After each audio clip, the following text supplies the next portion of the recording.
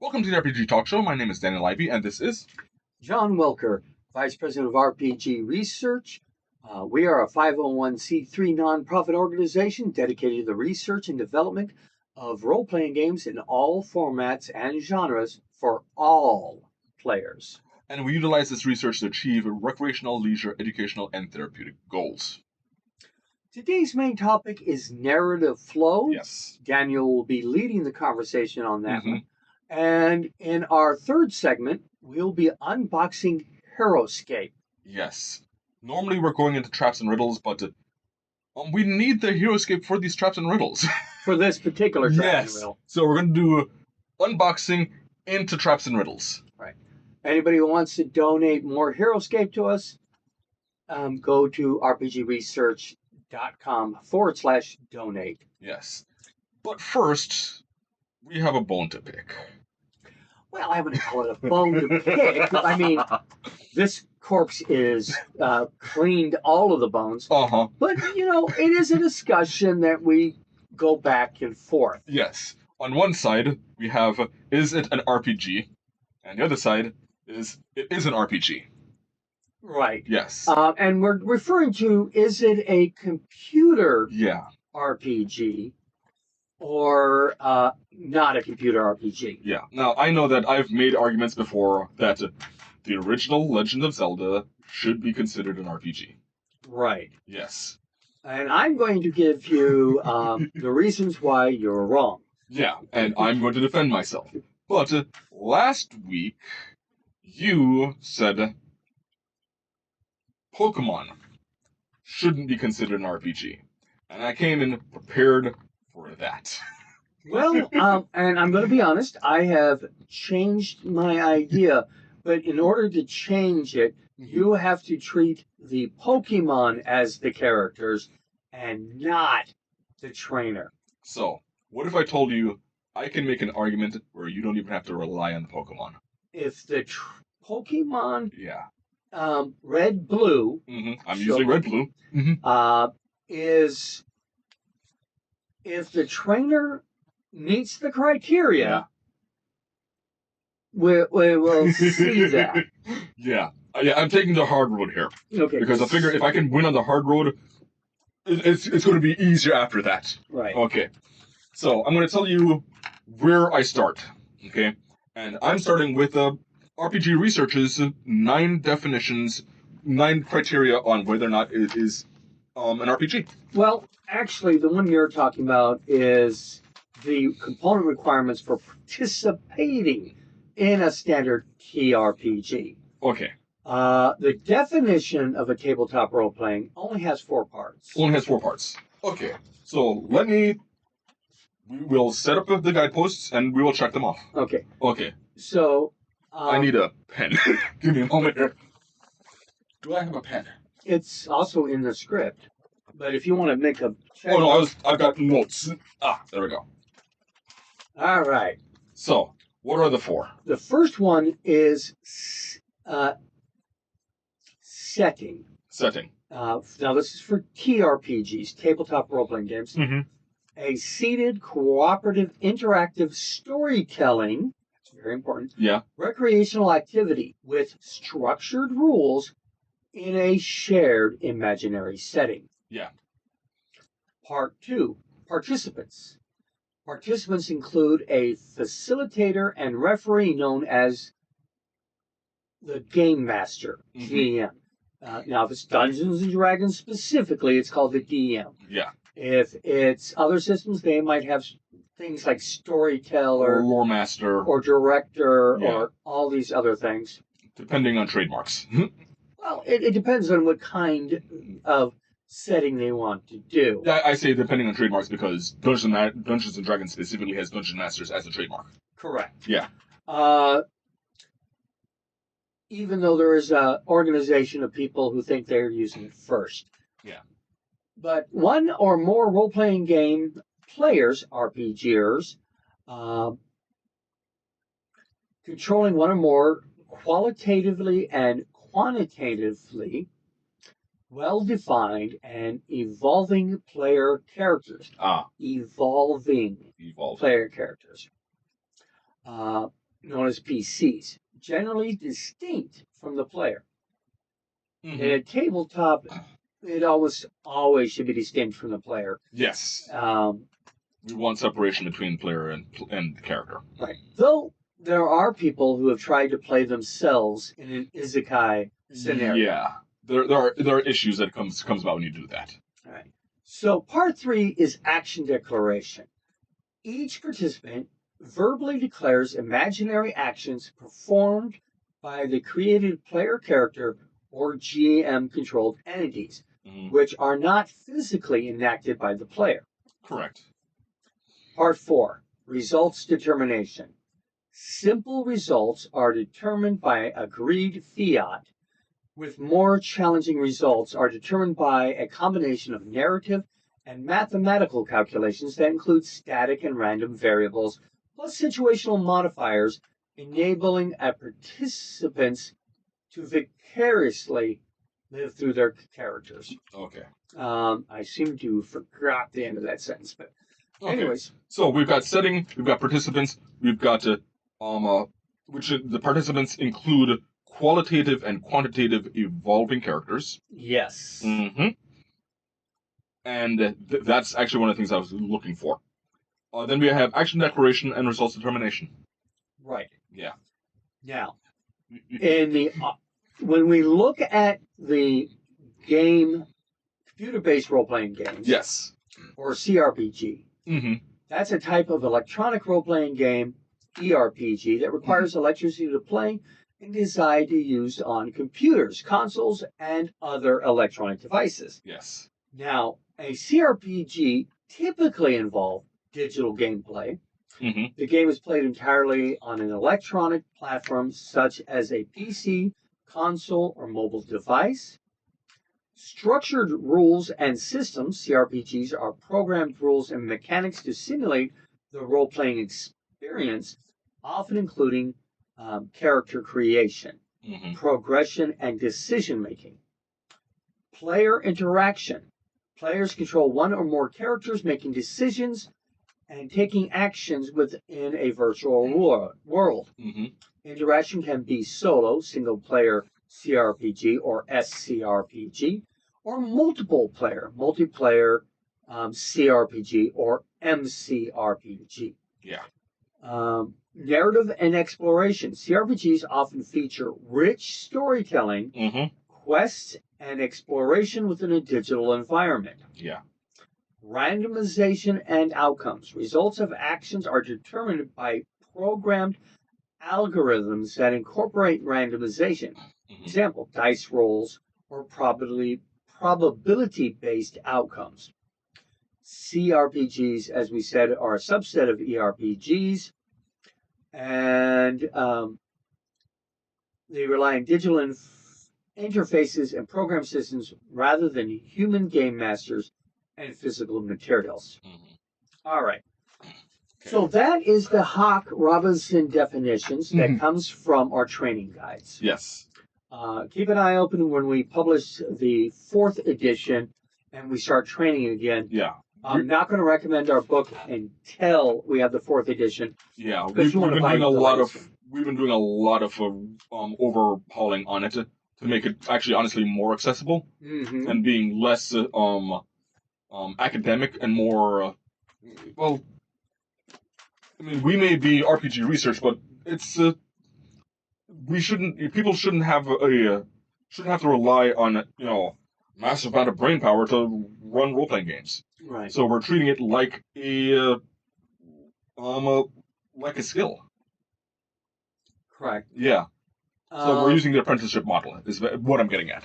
Yes. Yeah. We are definitely using the apprenticeship model. We were doing the collegiate model. Yeah. So I'm going to mention some criteria, Mm-hmm. required elements to label a computer game as an RPG. Okay. Now, my resources are role-playing video game Wikipedia, Mm-hmm. elements of computer role-playing games from how to make an RPG, Mm-hmm. and what would you consider to be the core elements of an RPG from Reddit.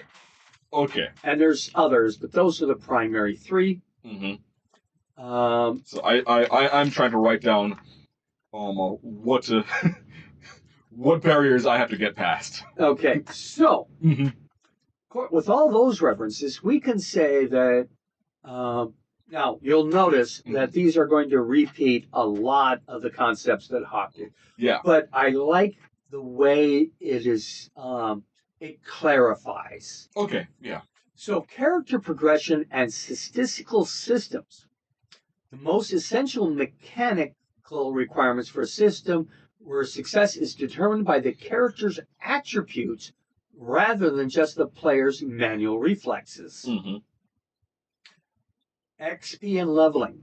A primary loop where completing tasks, quests, and combat earns experience points used to increase the character's level. Mm-hmm. So the character levels up.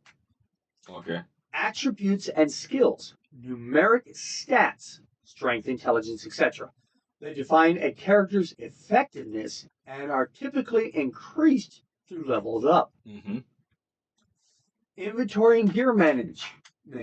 Robust system for collecting, equipping, and upgrading items that directly impact character performance. Uh-huh. Now, the next part 2, player agency and meaningful choice. RPGs focus on playing a role by allowing players to shape both the character and the game world. Character specialization. Hold on. Character specialization. Yeah, this is your choice in builds, classes, or skill trees that force trade-off. Example, having a glass cannon mage versus a tank warrior. Yeah. Consequential decisions. Dialogue choices or actions that lead to branching storylines, multiple endings, or different world states. Mm-hmm. Social interaction. Interaction with non-player characters, NPCs, through dialogue trees that provide lore, quests, or critical information. Mm-hmm. And the last category is narrative and world building. Unlike arcade or puzzle games, an RPG traditionally structures around a cohesive, developing story. Mm-hmm. Tetris does not have any story. Correct. Quest-based structure, progress is driven by main quests and optional side missions that flesh out the world and characters. Deep lore and setting, a detailed, immersive world, often high fantasy or sci-fi, that reward exploration and provide context for the character's journey. Mm-hmm. Exploration, the freedom to traverse and discover diverse regions, often with a world map or open world design. Uh-huh. So what do you want to talk about? Legend of Zelda or Pokemon? Which one do you want to defend first? Okay, so I said that I came in here prepared for Pokemon, so I'll do Pokemon first. Okay. Okay, so I'm going to put the let's start off with Hawks. Okay. Now I have the 9 attributes for TRPG, and we just went over the 4. So yeah, read to me the 9 attributes. Is it different from my list? We have the GM, players, a randomization agent element, a static and dynamic storage retrieval and device. Usually a pen and paper, but in this case, computer. Yeah, a rule system. Mm-hmm. An adventure module or story. Right. A gathering place. A cooperative social interaction. And time. Okay. Yes, those are the qualities that are required, and I believe that any game that we can quantitatively call a computer RPG would fit most of those criteria. Right. If not all of them. Okay. Like the verbal requirement is not required in a CRPG. Right. So instead of me going through every single one of these, I'm just going to touch base and you tell me if you believe that Pokemon covers this already. All right, so you are saying you're going to defend this not from the Pokemon as character, but as the trainers as character. Yes. Good luck. Okay, so do we need to make an argument about whether or not a game master is there? No, because the game master is obviously the program. Perfect. Same thing with the players. Yep. Okay. No. The player is the player. Yeah, it's the player. Yeah. It's the player. I was saying no, we don't have to make. Yeah, we don't have to make the argument. Okay. Do we need to make an argument about the randomization agent? Yes. Okay. Does it require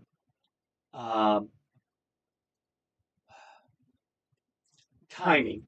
Yeah. You have to hit the button at the right time, or does it require a randomization behind the screen to determine whether or not you succeed? You randomly, through walking through grass, or it's randomized which Pokemon you can even have access to. Okay. Yeah. So you're randomizing encounters. Yeah. But that's not randomizing the combat. So because it's the combat that is really where the randomization has to be. A lot of it, there is a lot of the randomization is happening in the combat, which the player is directing the Pokemon to do. I admit that the Pokemon are going to be part of what the player trainer is doing. Because as a trainer, you're directing. He gives instructions. Yeah. To the Pokemon. Correct. Right. Yeah. So you aren't playing the Pokemon, you're playing the trainer directing the Pokemon. Okay. So when you're playing the trainer and you have to throw out the ball to capture. That's random. That's random. Not. It's not based on your skill at throwing the ball. No. Okay. Depends on the quality of the ball, and that is the only one that isn't random is the Master Ball, which there's only one in the game, and you have to choose where you're using it. Right. Unless you're using a hack to get more. Okay. So in addition to whether or not you can catch the Pokemon and which Pokemon show up, because if you walk into certain grass, more Pokemon are likely to show up. Less Pokemon are less likely to show up, and some Pokemon will just not show up. Okay, but that again is you have random encounter, but that doesn't count towards whether or not it's a role-playing game. Yeah, it's but for the randomization agent, for that I've got multiple arguments there. Okay. Okay. So rules, static and dynamic retrieval. That's the program. Right. We know that. Yeah. Rule system. Would you argue that Pokemon has a rule system? Yes. Okay. So we don't need to make an argument. Oh, again, I'm sorry. Based on the way you say the question, the answer is no. It doesn't have a rule system. No. The question is, would you argue? Oh yeah. So we're not arguing that. Yes. Okay. Because I don't want to belabor arguments that we're going to agree on. Okay. Yeah. Is there a story? There is a framework of a story in Red Blue. Yeah, you're trying to be. There's actually a story. Whether or not you consider it a deep story is arguable. I'm not arguing whether or not it's a deep story. Right. No. But there are plenty of non-RPGs that have the base icon of a story. Yeah. You would not say that Metroid does not have a story. Correct. Metroid does have a story, but it's not. I would not say that Metroid is a RPG. Right. Yeah. So, and it's narrative and world building, and usually considered to be slightly better than a surface level storyline. Yeah. It's more than just a world to explore. Yeah. Yeah. Gathering place. Well, you in front of your computer. Yeah. Cooperative social interaction. Okay. When you talk to people in Pokemon Red Blue, Yeah. do you have choices of what you say? Or is it you just say the next thing? So a lot of it is just say the next thing, but there are some choices that you can make. For example, do you want to trade this Pokemon or not? That is really, really cutting the edge on the concept of dialogue. That, I mean, we're talking dialogue, not picking an option. Yeah. And that sounds a lot more like picking an option as opposed to dialogue. I'll also make the argument that because it's red and blue, and some Pokemon don't show up in red, and certain Pokemon do show up in blue, social interaction is also the fact that you can do link cables and talk with actual people to trade Pokemon. Is that a primary feature of the role-playing game? Of this role-playing game? Yes. Okay. It's the reason why all the mainline Pokemon games comes in pairs, because there are exclusive Pokemon that show up in only one. They were designed so that people would talk to each other. Okay. Yeah. And you're talking from the point of view of your character. Yeah. Not like I'm player to player talking. Yeah, there's player to player, but I'm playing this character. I would like that Pokemon. This other trainer who has their own game has that, and we'll trade. And a lot of times they're doing it in game through some type of system, be it a Pokemon transfer system. Okay, is that available for Red Blue? Yes. Okay.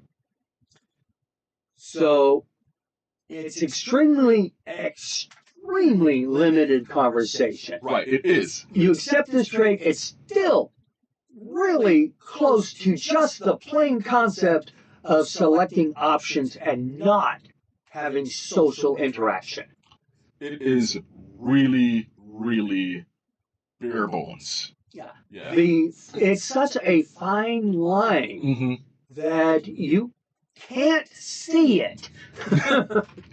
But there it is. It is on the single molecule strain level of fine. Yeah. I'm not saying that Pokemon is a strong example of an RPG. It's barely an example, if we argue it at all. So, what else are your arguments? So, that was the time. You need time to play it. Yeah. Nobody argues that. So, in terms of the social interaction, I've seen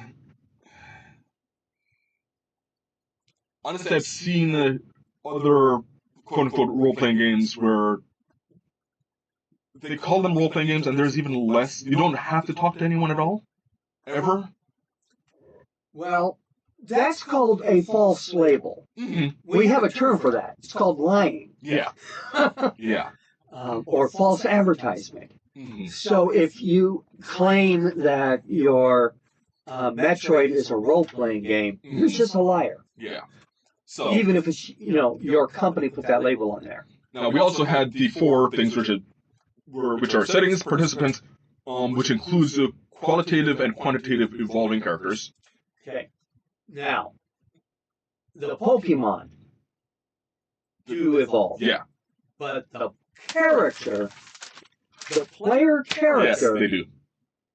What evolvation, other than gaining better Pokemon, better equipment to use on the Pokemon, and better Pokeballs, which would be better equipment. So, would you argue that milestone leveling is viable?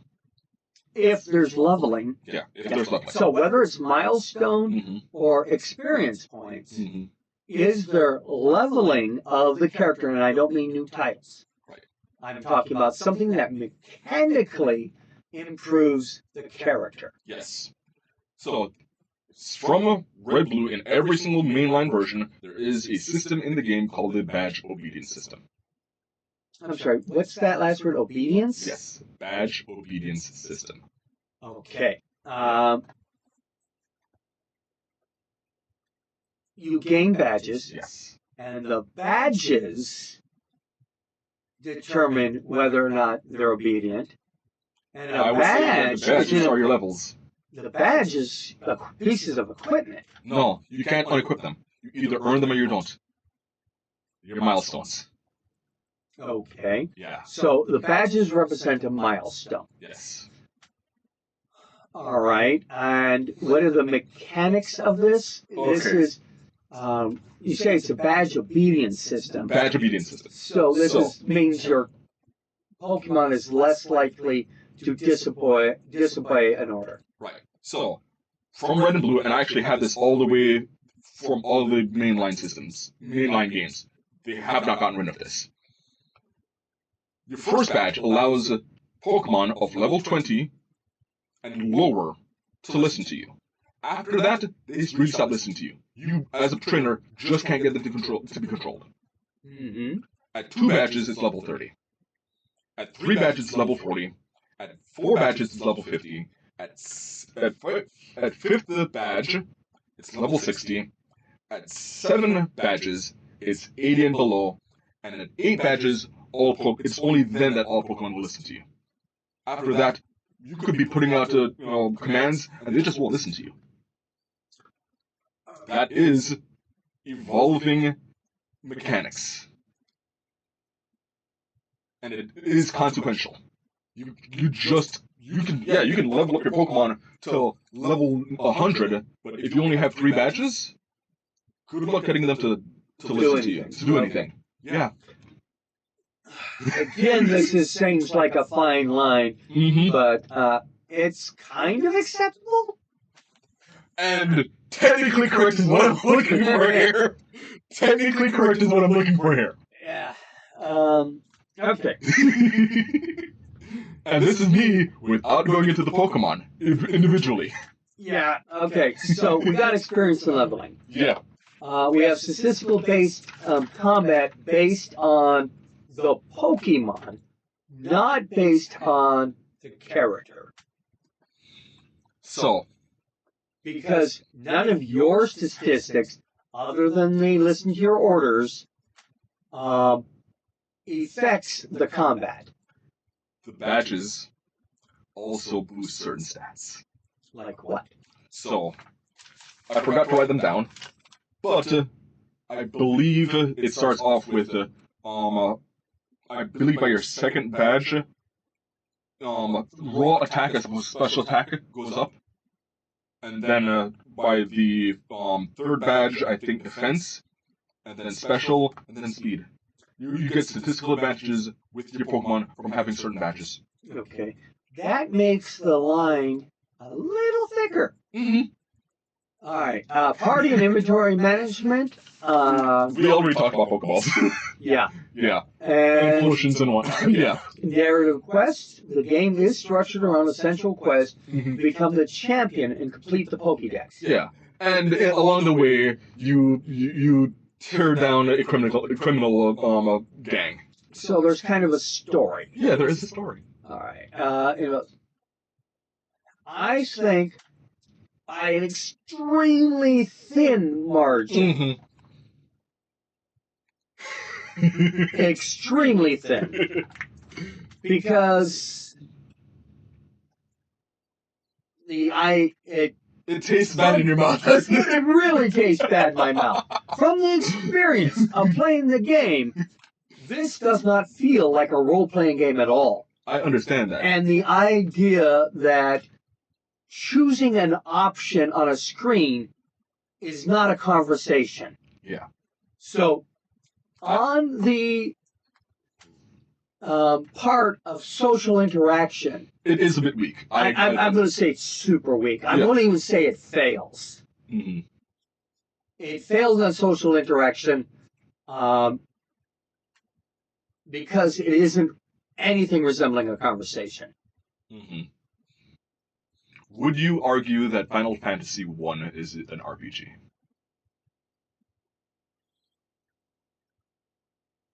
I would have to look at it, but I haven't thought of whether or not Final Fantasy I is an RPG. Because it is, a lot of people consider it an RPG, and a lot of the social interaction is just like Pokemon.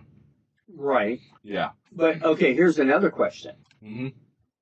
Is combat determined by your stats and randomization, or is combat determined by your ability to hit the hitbox? Oh, in Final And time Fantasy it. 1? Yeah. Oh, it is absolutely turn-based. In fact, I played up till Final Fantasy 7, and all of them have been turn-based. So it is based off of stats. Okay. So I think instinctively that it is better at being an RPG Mm-hmm. than Red and Blue. Yeah, but The argument about whether or not the conversation counts as social interaction does your choices in this interaction, besides saying I want to buy a hat, yeah, does your conversational choices have an actual impact on the story? I don't believe it does. I believe the decision trees in terms of narrative is really, really weak in honestly most of the Final Fantasy games. Yeah, probably up till 7. I think it really starts getting big at 6. And okay, so we'll say 6. Yeah. And it really got good in 10. Mm-hmm. Yeah. But we're also, I'm judging right now, very early JRPGs. Right. Based off of the classifications, whether or not it's a true RPG, that is what we're trying to discern. Would you consider Final Fantasy to be a JRPG? Yeah. Okay. JRPG, you just being Japanese role-playing game. RPG. Right. So if your decisions, your conversation decisions have impact on the storyline, then I'm going to say yes, RPG. If it doesn't have that social interaction, I'm going to say no, it's not a JRPG. Okay. Especially when you look at the definitions for JRPGs. Okay. Do you have a definition on JRPG? Yes. Okay. Let me go here. Step items. Irreversible choices and builds was one of the things. So in your Pokemon setting, are your decisions final? Yes. Okay. What's your starter? If only the first one is irreversible, then there's others, but that's the first one that comes to mind. Yeah. If there are others, then yes. Okay. Now, an action RPG, ARPG like Elden Ring or Diablo, is the middle ground. Yeah. It's player skill, manually dodge and stuff, but the character stats, the math, deep numeric attributes, strength, intelligence, dexterity, and is there. So they have both. Where did I see that? I maybe have this at the top of the list. Here it goes. Summary of genres. So traditional CRPGs, player agency and complex systems, combat style, often turn-based, or real-time with pause. Yeah. Action RPGs are real-time combat and loot, fast-paced, reflex-orientated, but are still your conversations have meaning. The story is deep, and you can impact the storyline. Okay, I have a question for you. Right. Okay. If I railroad an entire campaign, is it still an RPG? Yes. Because even if you're on a railroad, your conversations, unless your dungeon master is a bad dungeon master, should impact the storyline. Yeah. Even if it is you didn't get certain pieces of information you needed because you didn't ask questions. Yeah. So, yes, that's where I go. Now, a JRPG has set characters and a linear story, Mm-hmm. and the combat style is highly styled, often turn-based. Yes.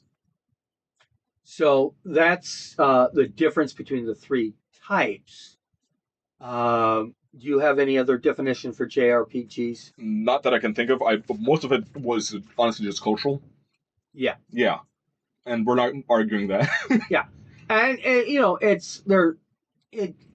we'll be discussing part of the difference in our narrative flow. Yes. That will be coming up after that. So, I am going to say that the Pokemon Mm-hmm. does qualify by the thinnest of margins. Yeah. As a RPG. Yeah. But again, The narrative is of very little consequence, but that's honestly a pattern I've seen in a lot of JRPGs. right. The one thing that I would definitely say Mm-hmm. is that it is a stronger argument if you only consider the Pokemon as characters. Yeah. When you start including the trainer as a character, your line is so thin. Yeah. But you just made my argument for me. I said I wanted to make the argument for the trainer because the Pokemon, it's easier. I can then go to the Pokemon as well. Right. Because now it is deeper as well. I can't argue with when you look at the Pokemon only. Yeah. It is definitely an RPG. But yeah, I'm including all of them now. Right. Including all of them, yeah. It's an RPG. Do you want me to rehash? I don't want to rehash it. I already agreed with you. No, I'm talking about Zelda. Oh, Zelda. Let's talk about Zelda. Okay. Let me just, because we already went through everything. Definitely on the side of no, it's not an RPG. Okay. What are your sticking points? Okay. Because we just went through. Okay. You know all the things that we're classifying for. So Right. What are the sticking points for Zelda? Right. While the features many elements found in role-playing games, the lack of fundamental mechanics that define the genre of a role-playing game are missing. There are no experience points. Character progression in most Zelda games, with the exception of Zelda 2, The Adventure of Link, is not driven by accumulating experience points from defeating enemies, or for accomplishing stories, or from milestone. I've got your milestones. Our Zelda does not, him in itself, does not, other than extra heartbeats, does not progress at all. Why not the heart? The hearts. That's more health. That is a statistical advantage. You have more health, you can take more damage. Because it's grows up from finding objects and not from storytelling, not from reaching a milestone, and not from experience points. You have to find the item to pieces of heart to get an extra heart. Yeah. That is just getting more equipment. And I would say that the location of those heart pieces are story driven. It isn't just like, oh, random heart piece on the ground. No, you have to go to a specific place, defeat specific bosses to get to this place, to then earn the heart piece. If you put heart pieces out in Metroid, it doesn't elevate it to a role-playing game. Oh, no, I'm not arguing that. But also, defeating certain monsters gives you heart pieces.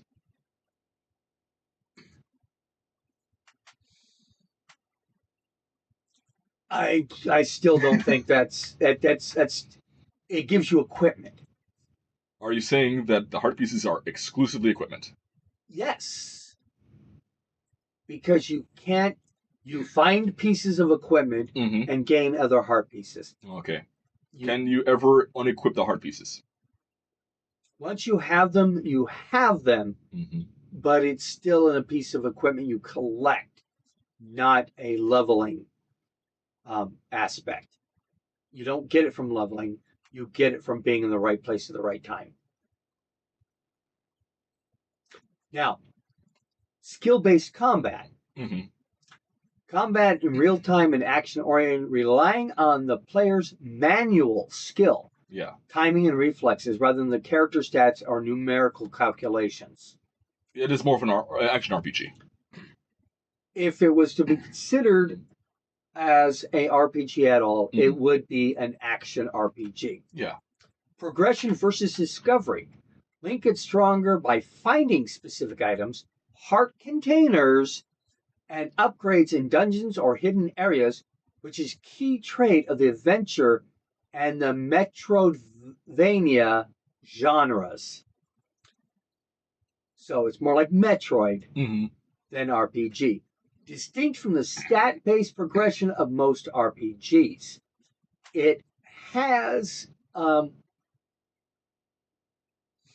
you just get equipment. You level up only through... You don't even level up.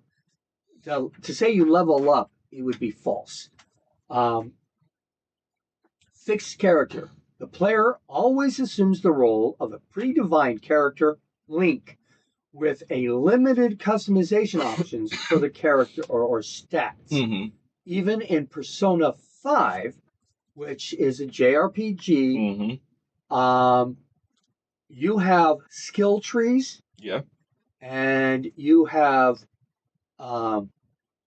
choices that you make that evolve in the character's progression. Even though it is a fixed character, your choices matter in how it progresses. Your choices do not matter in Zelda because all you're doing is picking choices of what equipment to equip. And use. Yeah. Well, if you're not equipped, you're not using it. So, what are your defense of saying that Zelda is a action RPG? Because I say it's an action adventure with light RPG elements. I feel its sticking points is you feel that the heart containers are exclusively equipment. Okay. I feel like the heart containers that's your levels. And I would have to disagree with that. You know, unlike, say, the bombs, where you can run out of bombs, but if you don't die, you can't not have an expanded range of how much health you have.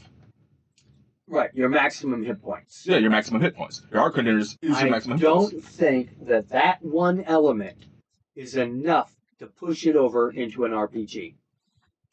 Okay. Your conversational, your social, has zero impact. There's very little. I mean, you do not literally talk. Yeah, you do. Is not talking. Oh, no. It's like... I know you're supposed to imagine that he was saying things, but you're not. Take this. People talk to you, you don't talk to them. Exactly. Since your conversational skill is 0, it doesn't count as social interaction. Well, you can choose to pick the sword or not. That is not a social action. But are you telling me body language isn't socializing? Only if it exists. And it doesn't. You are not communicating anything through the body language of Zelda. You're not even communicating through the facial expressions, the non-existent facial expressions. Well, there isn't... Well... You have one expression. Trying to categorize it based off of facial expressions is unfair. Because there's so many other... I'm just saying there are no examples of communication on the part of the character.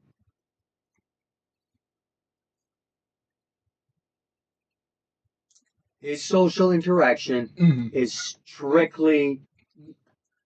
You can say that the NPCs have social interaction. Yeah. The character doesn't, which means that none of the choices impact the story at all.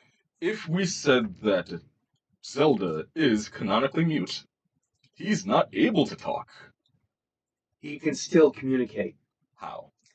I have seen games with mute characters that use sign language or can indicate things through body languages, writing, or something. There's some way to get over it in an RPG. There is nothing to get over his mutism. And we know he is canonically not actually mute. We're not including that horrendous cartoon. We're not. Okay. No one likes that cartoon. So you're dismissing the only example of social interaction for Link. When we can go to so many other games where he just does not talk.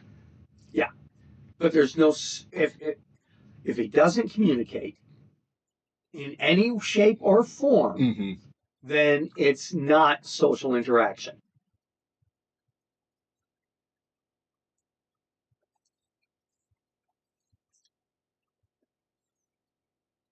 You have anything else that you like to go? Oh, I'm trying to figure out if there's any other areas other than just that one sticking area.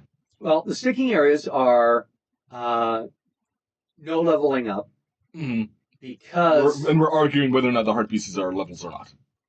And I'm saying they're not. I'm acknowledging the argument. That's all I'm doing. It is skill-based combat. Yeah, so it's an action RPG. If it were an RPG, it'd be an action RPG. Right. Yeah. But you have to have all the other elements to turn a action RPG. It has to be qualified as mostly an RPG, except for the combat style, as opposed to, well, it has an element of RPGs. There is a story. There is exploration. Yeah, there is. There is a story. There is exploration. But that is not enough to tip the scales to being an actual RPG. Okay. Action or otherwise. I feel that because we're out of time. That's fair. We're out of time. I will have to come back another day more prepared because I came prepared for Pokemon. Okay. Yeah. And I still feel like I gave a good fight on Zelda. You stepped in the ring. Yeah. It was not a clean knockout. Okay. So after this we're going into narrative flow. Okay. Yes. And after that we have some unboxing and then we're going into traps and riddles. Yay! So after these messages, we'll be right back. I win. Welcome back to the RPG Talk Show. We're going into our main topic, which is narrative flow. So what is narrative flow, and what does it have to do with role-playing games? Well, so narrative flow is, I feel like it's kind of self-describing, where how do you go through the various events in your story and have them be connected, as opposed to, even if it is just disjointed, that would be the specific type of, flow, where it's either episodic or is there an over-arc? Yeah, whether it's Monster of the Week or it's a campaign. Yeah. Also, we did just argue that story and your impact on the story is a defining point of role-playing games. Yes. Now, I could argue that with a lot of my experience with JRPGs, they're way more railroady than Western. Yes. Yeah. Even Persona 5, which is a great example of a JRPG, you're going to follow the storyline and go there. There's side quest things you can do or ignore. Yeah. But as far as the main storyline is, there's no branch. Right. Whereas I found with Western RPGs, there's a way more branching. Right. Yeah. So, when you're running the games, though, I've seen a lot of GMs where, they have their story, and everyone's there for the ride, but They don't have a lot of impact on they're the not story. yeah, they're not having a lot of impact. And they may enjoy the presence of the player or of the other players, but they're really not engaged in the story. And this is one of the reasons why I wanted to bring up narrative flow. Right. Because if you take a look at how not just character arcs, which we're going to get into, but how you set up the stories, Right. it can be more engaging. Now I have 3 examples here of different Styles. Okay. Okay, from the basic 3-act structure. Mm-hmm. We also have a 4-act structure from Japan called it is called Kisho Ten Kensu. yes. I'm always going to butcher it. And that means your name? No, I'm using your name as an example. Oh, yes. Yeah. Yeah. Your name is a great example of this structure. Yeah, of a Kisho Ten Ketsu. Kishisho Ten Ketsu. Yeah. And there is also the hero's journey, of which I'm using The Hobbit as an example.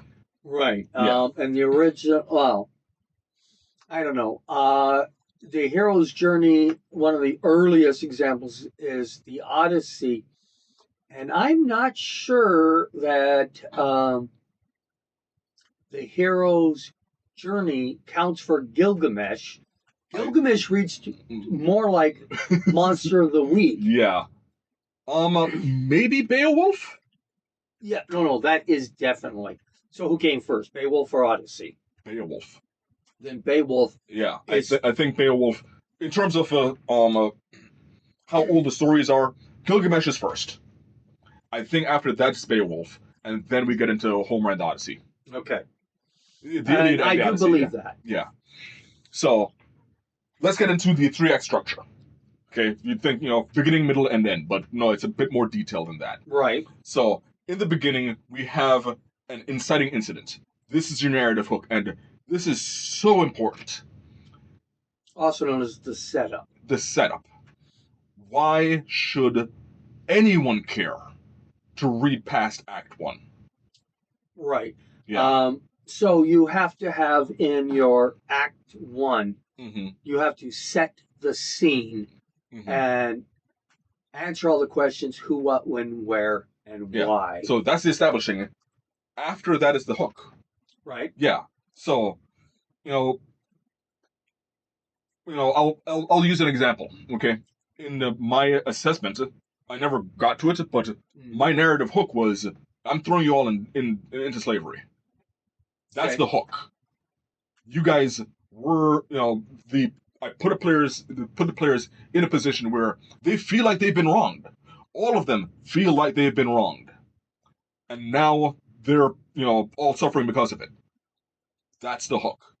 Now, anything past that, at the very least, they've got revenge. Hopefully, yeah. They're seeking revenge after that. At that point, and I played this, they they were gunning for these people to the very end. Other examples of this scenario type Mm-hmm. is N1, where you start off as 0-level characters Yeah. who have been kidnapped and are on a boat to be sold into slavery. Yeah. But there's a storm before you get there. Yeah. Also, A1 through 4, and I believe they have an A0 now, which is a prequel to against the area of the slave lords, or against the slave lords. Yeah. And the content is on the label. It's you're fighting against slavery. Yeah. Now, I know that seems like, oh, well, you're making people suffer. And I want to point out that there's an old Roman proverb that I feel is a lot of times misattributed. Okay. Okay. It is this: blood is thicker than water. So Yes. the original proverb is, blood of the covenant is thicker than water of the womb. What this means is the bonds that you form in shared suffering is a lot of times stronger than familial ties. Okay. So, in the military, you learn that no bond is tighter than your partner in the foxhole. Exactly. And this is why I feel, especially for the narrative hooks, give something, this is one of the reasons why I feel a lot of groups don't come together. They don't have a shared pain that they can all at least gravitate towards. They don't have a shared goal. They're just in the same place at the same time. Right. Yeah. So after Act 1, we have Act 2, which is your rising action, your pre-climax, and your climax. And I do want to point out that there's a significant difference between the pre-climax and the climax. And this is all part of the confrontation. Yeah, this is all part of the confrontation. Okay. So the rising action is escalating, things are getting worse, you're always getting more complications, but you're driving towards your end goal. Mm-hmm. Okay. And the end goal is a lot of times, from first perception, the pre-climax. You think it's the end. Right. Yeah. But this isn't my final form. See, I don't want to say that. Because that's just like, oh, we're going into phase 2. Why does the boss have a second health bar? No. Oh, well, it's also I am not the final boss. Yeah. So a lot of times in narration, in stories, the pre-climax is when the characters achieve what they think they want. Right. And the real climax is when they realize what they needed. And it wasn't what they initially got. And them achieving that is the real climax. Okay. Yeah. So an example would be in a Goofy movie. Right. Yeah. In a Goofy movie, the real climax is when he realizes that, he doesn't need to have a problem with his dad. It isn't, does he get to the show? It's the relationship and the reforming of the relationship with his father. Right. That's the real climax.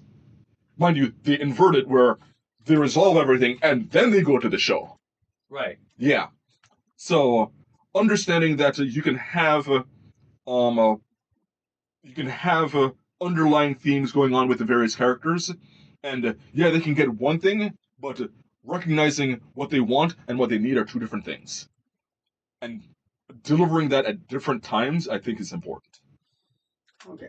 So, the third act. Yeah, that's your resolution. But that also sounds like the prologue, because we just got past the climax. Yeah. Because honestly, you need a wrap up, and I generally feel like unless you've got a good reason for a dragged out prologue, it shouldn't be that long. You wrap things up. Mm-hmm. Yeah. As opposed to, you guys won. End. Moving on. Did we get home? Many movies like that. Yeah. Do they get home? Do you, what is the resolution of the climax? They it'd be kind of like in a Sandlot gang where they get to the end and roll credits. Right. Well, what happened to did they grow up together? No, they at the very least you wind down and tell, okay, this is what happened. Right. You deliver the goods. You get back to town. People see you as a hero, so on and so forth. If Curse of Strahd ended with when you defeat Strahd, he's at 0. He's done. Game over. Game over. Moving on. Right. Yeah, you need some breathing afterwards. I've seen some television series that, if they're not being rushed to a conclusion, they have their climax episode, and the entire last episode is prologue. And sometimes, especially if you've got multiple characters, at least give 1 or 2 episodes where you're seeing the resolution for the important characters. Right. Yeah, as opposed to wham bam done. Yeah. And also, when distinction between role-playing games and a lot of 3-act structures is we don't have the chosen one. Right. We have an ensemble. Yeah, we have an ensemble. And I made that argument I want to say last week, where I feel like if you're doing any role playing game based movie, you should be working off of an ensemble cast as opposed to the chosen one. Right. Yeah. Now, the Avengers Mm-hmm. is a great example of an ensemble. While they have a leader, Yeah. every character is important. Yeah, but they also had the benefit of having multiple movies to build the ensemble. Right. Which is one of the reasons why I try to go, for example, with Ocean's 11, where they don't have multiple movies to build the ensemble. If anything, Guardians of the Galaxy is a good example. Right. Where you don't have multiple movies, you're dealing with everyone, and all of them have rich personalities, and all of them matter. Yeah, Star Wars is the leader, but he's not the most important one there. He's not the chosen one. Yeah, he's definitely not the chosen one. Yeah. If anybody's the chosen one, it's the raccoon. Really? I would have gone with Groot. Oh, you're right. Yeah. Groot is the chosen one. Yeah. Yes.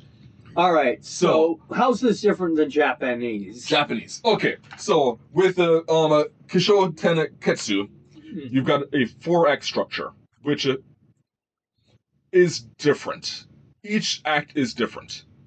Okay? And we're using your name. I'm going to be using your name.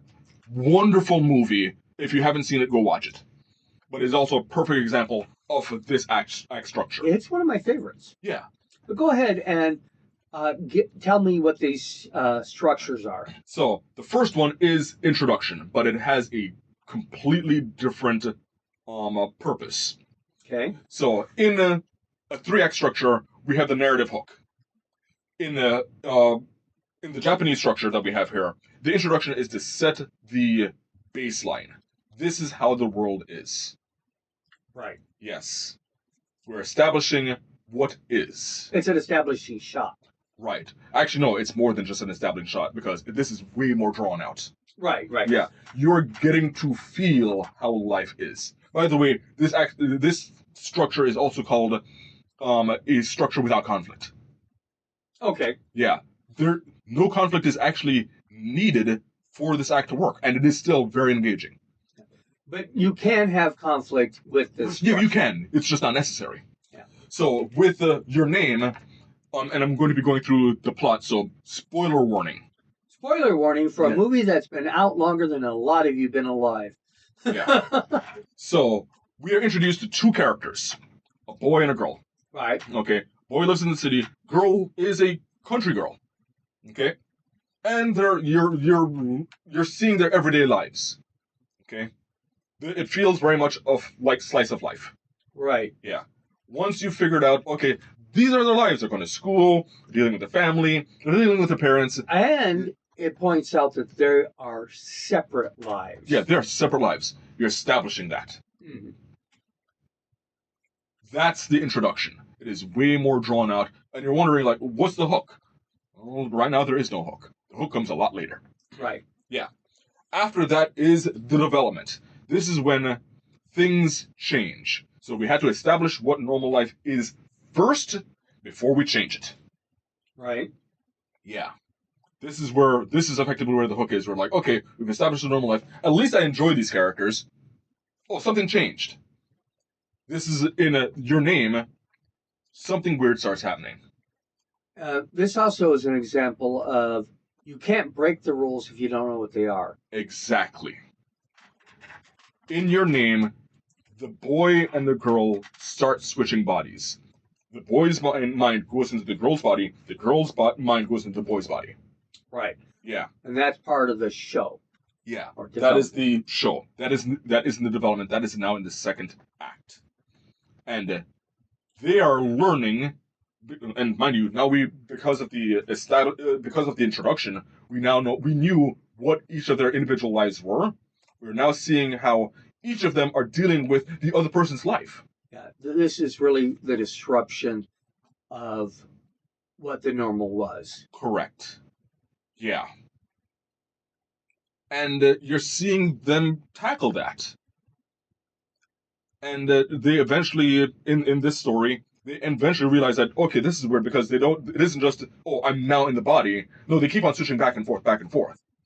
So they start leaving notes for each other, and they start communicating, like, they'll write on each other, on their bodies, and leave a note for the person who was there. And they realize that they're only switching with the one other person. And through this kind of disjointed communication, they start understanding who the other person is. Right. And what the new rules are. Right.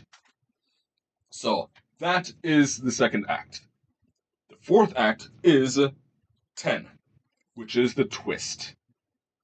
The twist wasn't the switching of bodies in your name. Right. In the twist, the body swapping stops. It doesn't explain why. Right. Okay? This is always the twist within the complication. In your name, the body swapping stops, and you get stuck with the boy's perspective. And he's now, in this act, trying to figure out, one, why did the body swapping stop? And two, what happened to this girl? He is now investigating, where is she? And the twist here is, he does eventually find her. 2 years ago. She was a casualty in a meteor strike on her village. Yeah, that was a really interesting twist. Yeah. When you found out they weren't even in the same time zones. Right. I mean, the twist eras. Yeah. The twist isn't just that it was a body swapping, it's a realization that it's also time swapping as well. Yeah. Yeah. So he finds out about the meteor strike and everything. Mm-hmm. And he's a bit distraught. But this is where we get to conclusion. The Ketsu. The Ketsu.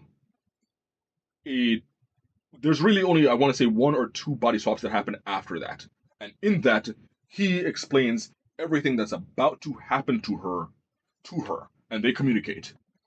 And in this, because she now has this foreknowledge of what's about to happen, she's able to have her entire village evacuated. Because it's not like they're going to be able to stop the meteor. Right. Yeah. And, they were able to change the past through this body swapping mechanic. And, they never find out who the other person is. But by the end, they kind of like, what we would consider the resolution is, they jump years and years ahead, and the boy is in college.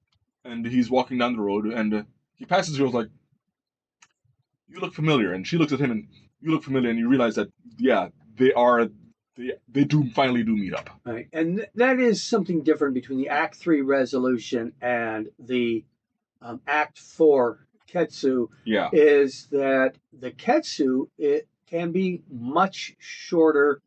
It doesn't have as much of that prologue. The prologue in this one was a few seconds at the end of the story. Yeah. Maybe a full minute. I'm not sure. And this is why, I feel like this act structure is significantly different from the 3-act structure. Right. Because the resolution and the twist or the conclusion serve completely different purposes. With the falling action in Act 3, a lot of times they're like, okay, we're seeing how this pans out. Whereas in the Japanese story structure, you're seeing how they deal with the ramifications of the twist. Right. Yeah. If anything, the twist is a lot shorter. Yeah. So that is Kishoten Ketsu. When it comes to role-playing games, you could have started off as a Monster of the Week before you start developing the plot. A lot of times in some role-playing systems, that's exactly what it is. Yeah. You're going out and you're exploring the woods around your village. Mm-hmm. And you have these different encounters. You find this place, you do that thing. And the story doesn't start developing until later. Yeah. Get people in the groove, and you get people invested in the world before you start shaking up the world. Well, like some of the Ebron modules I had, especially the Adventure League module. The first module is to set the setting. Yeah. Get you used to playing in that world. Yeah. Then the second one is where the story actually starts. Mm-hmm. So, So, Hero's Journey? Hero's Journey. We have to cover this one. Right. Because, well, Lord of the Rings uses the hero's journey. The Hobbit uses the hero's journey. The Odyssey, and like we said before, the Odyssey and not Gilgamesh, Beowulf. Beowulf use the hero's journey. So the hero's journey is unlike others where it tends to be a line. The hero's journey is more of a cycle. Right. Because one of the great things about the hero's journey is you can do a cycle and with the same character, or in the Hobbit and the Lord of the Rings, they hand off to the next generation for them to do another hero's journey. Right. Yeah. Now, the hero's journey can be broken up into two parts: the known world and the unknown world. Right. Right.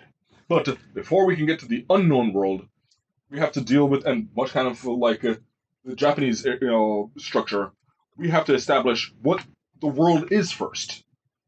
Right. And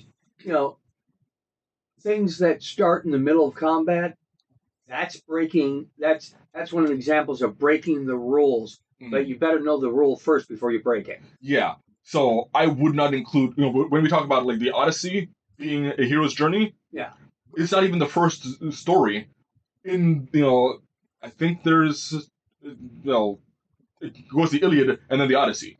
The Iliad is not a hero's journey. Right. It starts in the middle of combat. And Star Wars, where we all started with Chapter 4. Yeah. So there's Luke's journey, which can be a hero's journey, but there's a bunch of hero's journeys and hero's falls and whatnot that go on with Star Wars. Yeah. Yeah. But Episode 4 is a hero's journey. Yes. Yeah. Specifically for Luke, he's your everyman. He's your point of view character. So in The Hobbit, right? Actually, in Star Wars, they don't even really start with the ordinary world. You don't get to see what Luke's standard life. No, you start off with. It does start with combat. It does start with combat. So you realize that okay, there's a larger combat than you deal with Luke. So in The Hobbit, the ordinary world is, and they don't spend much time on it because you're in the Shire. Yeah, it's nice, it's calm, it's quiet. People don't want to be bothered. Why are you bothering me, Gandalf? But it does quickly establish the technological level of the world. Yeah. The type of village it is. Yes. And what their normal daily life is like. Yeah, and it establishes that Bilbo is actually quite happy with his life. Yes. Yeah.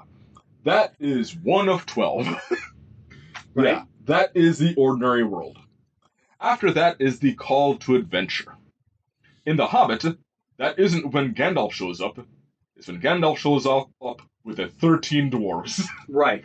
There's your hook. There's your hook. And unlike in other areas, one important aspect of the hero's journey is that refusal. Right. Yeah. I don't want to be a hero. I don't want to be a hero. My ordinary life is good enough. Yeah. And from a certain perspective, it certainly was. Yeah. There was absolutely nothing wrong with Bilbo's life. He could have, and it establishes there in the Shire that a lot of hobbits, born and are raised and live their entire lives completely content in the Shire without having any adventure. And that is fine. Yeah, like some of them, the biggest adventure is walking the Shire Road. Well, to be fair, the biggest adventure is the sheer amount of gossip that happens in the Shire. Yeah. So, I would love to see the Real Housewives of the Shire. I would actually watch it. I would watch that. Yeah. I don't watch the Real Wives of anything else, but I would watch the Real Wives of the Shire. Yeah. So, producers, get on that. Okay. So, there has to be a refusal of the call. It happens in you mentioned Star Wars. Yeah. Luke says no. He doesn't want. He's a farm boy. Yeah. He can't get involved with the politics of the empire. And until the family dies, Yeah. then now he's going to think. Yeah. And you also got the meeting of the mentor. Yeah. That comes after the refusal, and it doesn't have to happen in order. Luke meets Obi-Wan. Right. Bilbo has already met Gandalf. Gandalf's the mentor. Right. Yeah. Yeah. So like in Star Wars, he met the mentor first. In the Hobbit, he meets the mentor first. Yeah.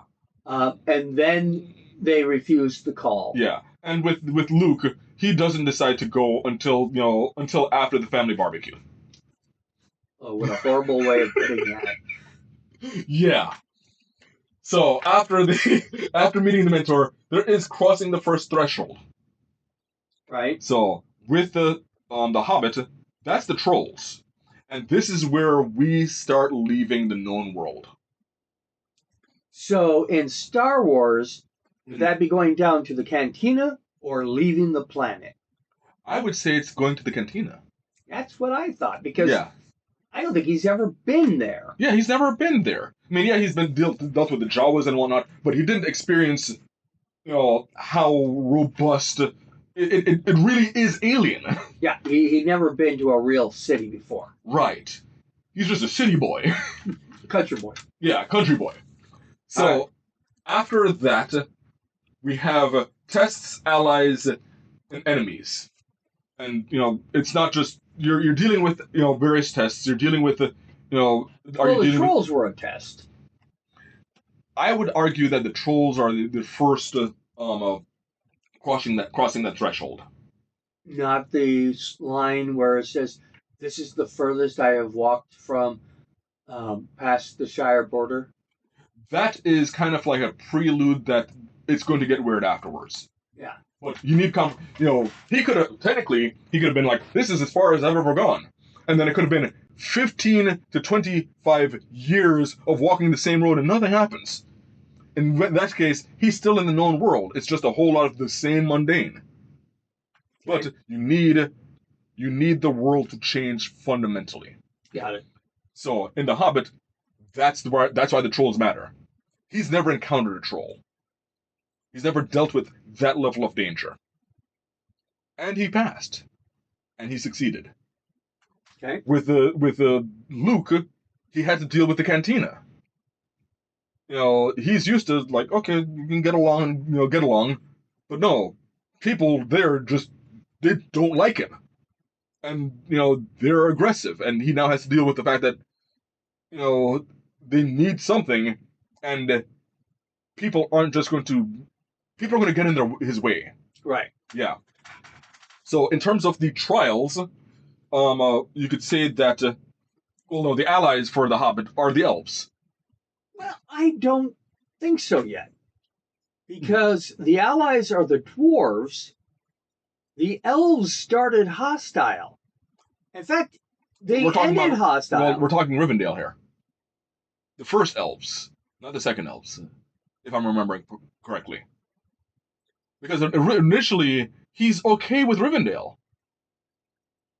Did he make... Okay, remind me of The Hobbit. Did it not go that the first contact with the elves were the wood elves in Mirkwood? Yeah, I think it was So we have enemies and trials with the Mirkwood elves, and then the Rivendell elves are the allies. Right. Yeah. Which he doesn't even meet until after. Does he even meet them? I mean, is the Rivendell elves actually in the Lord of the Rings? I could have sworn that they were in The Hobbit, but I'm not sure. I'm not. I'm thinking they're not, because it was the spiders, the Goblin Town. Yeah. And then the approach.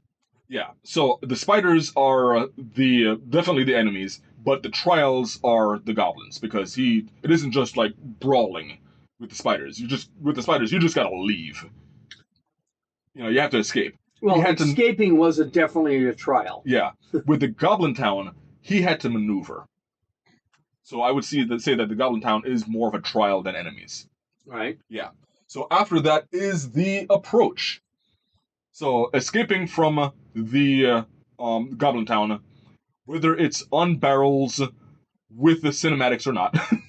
Right. Yeah, the approach is when he eventually gets to Lonely Mountain, Right. knowing full well that Or approaching Lonely Mountain. yeah, but it's that anticipation that we just got through this, and bigger tests are about. Um, which immediately after that is the ordeal. With cutting back to not Lord of the Rings, Star Wars, the enemies and allies and the ordeals and the trials. It's the Empire of the Stormtroopers, the gangsters. Yeah, you got Han Solo. You think that okay, that's probably an enemy. No, it turns out to be an ally. It's Right. figuring out who can you ally with. Well, his allies, by the time he gets to, um, before he leaves Mm-hmm. um, the cantina and that town, Yeah. is Obi-Wan, the Yeah. mentor, the two droids, Yeah. Han Solo and Chewbacca. Yes. He gains another ally later. Yeah. With Leia. Mhm. Yeah. So you could say that the whole asteroid field is trials. Right. Yeah. Then you've got the approach is when they first went onto the Death Star. Would you say the approach is getting to the Death Star? Yeah. And then the next stage of the ordeal, death, and rebirth Mm-hmm. would be on the Death Star. It would have been on the Death Star. Yes. Right. So in Ordeal, Death, and Rebirth, we have in The Hobbit his entire ordeal with Smaug. Yes. Yeah. There is no way that he was going to overpower Smaug. He had to outwit him. And it wasn't. He couldn't be unsure of himself. And with the hero's journey, it is all about becoming more than what you thought you were. Okay. Yeah. With Star Wars, it's them navigating everything in the Death Star just to get to Princess Leia. Right. So Princess Leia in Star Wars would be the reward. Yes, which is the next one, which is reward and seizing the sword, which isn't always a sword. In this case, the sword was the battle plans. Yes, the battle. It was the battle plans, and it was the information that Leia had. Right. Yeah, in The Hobbit, it wasn't. You could make an argument that it was the Arkenstone, but more importantly, it was the knowledge of the weakness of Smaug. Right. Yeah. So the seizing the sword doesn't have to be a literal weapon. It could be the information that allows victory. Correct. Yes. So after that, we have the road back, which is um uh, in the Hobbit. It's they got the Arkenstone. Eventually, they kill Smaug, but it's complications on the way back home. In the Hobbit, it is the Battle of the Five Armies. And in Star Wars, it is the trench run. It is a trench run. Yes. This is where they the death of Smaug was facilitated by the knowledge of Smaug's weakness. Right. The missing scale. Yeah. The resolution with the five armies was facilitated by Bilbo having the Arkenstone. Right. Yeah. Then we have Resurrection. This is where it's a culmination of the character development, where it is finalized that you are no longer who you were at the beginning of the story. In The Hobbit, I honestly feel like it's when Bilbo is forgiven by the King of the Dwarves. Right. Yeah, because he finally acknowledges that Bilbo was competent. None of this could have succeeded without him. Right. Yeah. I think for Star Wars, the resurrection is the awards where Yeah. they're recognized as heroes. Yeah. Luke is literally, just a simple farm boy, and now he's in the presence of royalty on par with other fighters, you know, Generals, etc. right, receiving, military decorations. And I still feel that Chewbacca was gypped. Yeah. Yeah, Just because they couldn't find a ribbon big enough for him, they could have just handed him the medal. exactly. And then after that, we have Return with the Elixir. This is where the main character does return home, a changed person. In The Hobbit, he does go back to the Shire, but he's no longer the same person. And in fact, we established in Lord of the Rings that everyone else realizes in the Shire that he's a changed person after he came back. Right. Yeah. And it isn't just because he had the one ring. Did No. that happen in Star Wars, though? Because it ends on the resurrection. Yeah. I feel like... But then again, this was only chapter 4.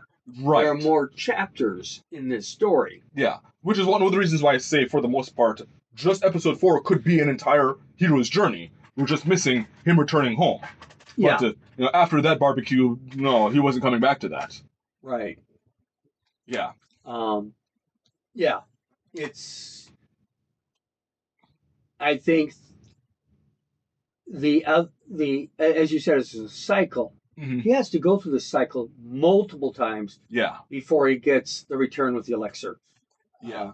Now, when it comes to role-playing games, despite the fact that Star Wars, Willow, The Hobbit, Lord of the Rings, all tend to use the hero's journey, and they're staples of fantasy, when it comes to establishing, to a role-playing game, I actually have problems. It is kind of hard to, one, get the refusal. Yeah. You, a lot of times, don't have a mentor. Mm-hmm.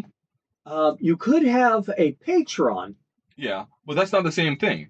And Right. not only that, but the hero's journey tends to be very much centered around a single person, and we've already established role-playing games work better as an ensemble. Correct. Yeah. The hero's journey really is about the chosen one. Yeah, it is. So Yeah. This is where we get to whether we do the 3-part act Mm-hmm. or we do the Japanese story structure. Right. I think the module that I'm about to be running is going to be closer to Kaisho Tenketsu Mm-hmm. than the 3-act structure. Yeah. Unless it's possible to maybe do an individual, and this would be a lot of work, but you'd have to be able to synchronize it where for each player character, they had their own hero's journey. That would require a ton of NPCs and a ton of story arc management. Right, because for each individual character to complete an arc, Yeah. you're looking at, 4. At minimum, generally. Yeah, well, 3 is the minimum. 3 is the minimum. Yeah. And 6 or 7 players Mm-hmm. with all those structures. Now, the 3-act structure to me is too confining in a role-playing game. At times, yeah. Well, especially how long is your campaign going to be? Mm-hmm. If your campaign is up to 5th level, a 3-act structure might be fine. Yeah. But if your campaign it gets you from 1st to 20, Mm-hmm. that then your 3-act structure is tier 1, tier 2, and tier 3. Yeah, I would say that And if we're bringing up the tiers, I feel like going, navigating tier one or just navigating a single tier can be its own 3x structure. Right. Yeah, but for tiers, the tiers 2, 3, and 4, you see the elements in those earlier tiers. The story that I'm running, Mhm. or going to be running, which is the Oracles of War, Mhm. does put itself into chapters. Each tier is its own chapter. Okay. Because the first tier is Spoils of War. Mhm. And the second tier has a different name. And the third tier has a different name. So they're individual story arcs that eventually build to the one. And because it's 4 of them, Mhm. I think the Kaisho Tenketsu Mhm. works better. Yeah. Do you know what the twist is going to be? Well, when you discover that, spoiler alert for any of my players that accidentally hear this, Mhm. your introduction is well, I'm not going to try to put it where it is. But I would say that the twist is discovering that there's a bigger story Mhm. than the one that was actually written. Mhm. And you are now being introduced to eldritch horrors. I mean, there's going to be hints at eldritch horrors all the way up Yeah. to when you find out the real story is this eldritch horror that you have to deal with. Mhm. So that's the twist. Okay. It's well, I feel like Eldritch, anything Lovecraftian tends to work well with that twist because it's really, and I feel Lovecraftian works well with this. It's the realization of new information, of new Yeah. profound information. Yeah. So, we're actually about to wrap up with this. Yes. After this, we said we're going into unboxing Heroescape. Heroescape, and then doing our regular traps and riddles, Yeah. utilizing the Heroescape just to make it fun. Yeah. So for this twist, we're switching the orders. So after these messages, we'll be right back. Welcome back to the RPG Talk Show. We're going into unboxing. And the reason we're doing the unboxing first is because we're going to use the product for the Trials and Champions that's next. Yes. So what do you got first? So this is Heroescape terrain system. So Heroescape is, I think actually you're more familiar with Heroescape than I am. Well, Heroescape is kind of like HeroClix. Yeah. That it is a combat thing, and you compete one faction versus the other. It is not traditionally considered a role-playing game. Yeah, so it's kind of like is it kind of like Warhammer? More like BattleTech. BattleTech, okay. I played neither. So, the reason I say BattleTech is because you don't control as many elements as you would in Warhammer. Okay. And I'm not sure if there's supposed to be a GM or it's just 2 players playing with 2 different factions fighting each other. Mm-hmm. I don't really know all the rules for it. But my interest in Heroescape is that it's a miniature terrain. Yes, and this is one of the things that I used to have a Heroescape box set, and I wanted to use it for terrain because these are hexagonal based. Right. So I feel these would work really well for outdoor terrain. Well, the other thing that they work really well for is they do elevations. Yes. They're not just flat. Yeah. So this one that I first opened up is for what is called Waters of Valhalla. Mm-hmm. And it's supposed to have 24 hex sparkly blue water tiles, wellspring water tiles, and sparkly blue water tiles, and a rules sheet. But we're less worried about the rules sheet. Right. So we have these, and they interlock with each other. like so. And you can stack them on top of each other to create different elevations. Mm-hmm. They don't lock in the stacking mode that I don't see, but I think there are ones that are meant to be stacked. The water isn't meant to be stacked because it's just the surface of the water. Yeah. So we have that, and we've got large pieces and big pieces, and let's say that this is ice. Right. Yeah. Or it could be a gray platform. Right. I started off with that one because it's water. It's nice and simple. But below this, we have something a little bit more robust. Right. And this will, I think, will show off that there are more to the terrain than just surfaces of land. Yeah. So this, I think, would work really well. It's the swamp of Valhalla. Yeah, it's the swamp. Swamps of Valhalla. And because this is an entire system, these work together. Right. Yeah. Now, how much did these cost? Give me a random range. Was this more than $50 per box? Yeah. But less than 100. The two of them were about $100. Ouch. Yes. But then again, terrain isn't cheap. No matter what terrain you buy. Yeah. There was a larger box than this that I used to own, and that was going, I want to say, $135. Right. Yeah. So you almost had enough for the big one. Yeah. But the other thing is that you can buy these at your FLGs. Yes. Call around first.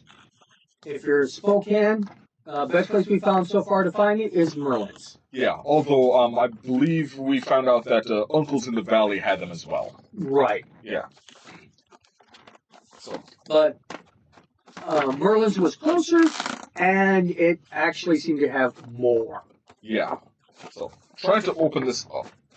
And there we go. So when I say that I feel like these work well for overland, I'm not talking about each person on a grid. I'm saying we can build maps from town to town. Now, one of the differences you're going to see almost right away between these and the water is that they're thicker. Yes. And you can, the water goes down below the level of the top. Yeah. So you have a bank, so to speak. Mm-hmm.